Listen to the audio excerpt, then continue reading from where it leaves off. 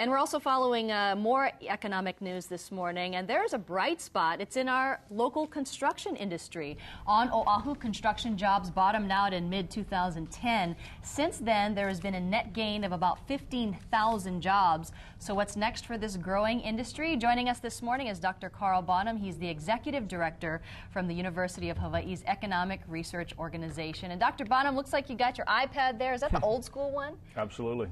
That's not very old, right? Not waiting in line this morning. All right, big economic news from that. But let's talk about UHERO, and this new report just came out. What's the overall picture for Hawaii's construction industry?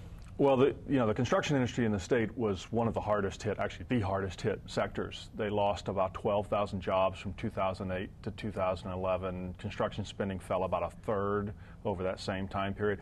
But it's beginning to bottom out, and the basic story is sort of cautious optimism. You know, we're forecasting an upturn going forward. Yeah, you've been on our broadcast several times, and you always said that the construction industry was really that stickler. So there are some bright spots coming out of this report? That's right. You know, we don't yet have really strong signs of building, say, in residential and single-family homes.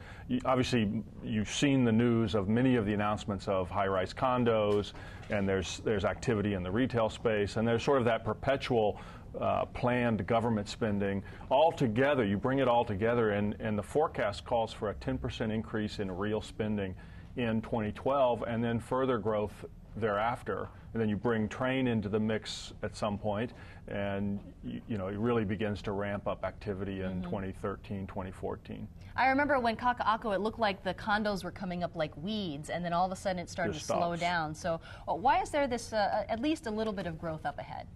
Well, you get, you know, what you just described, you get this boom in construction activity, then it goes away. And we saw a boom in 04, 5, 6. Then we saw the bottom fall out, and we haven't been building anything. We're building almost no single-family homes. So as the overall economy starts to expand and people's incomes start to go up, they have jobs, they want to move out of their auntie's house, you start having pressure on it creates demand for housing, but we haven't created any supply. So you get this excess demand, drives prices up, and builders start to build.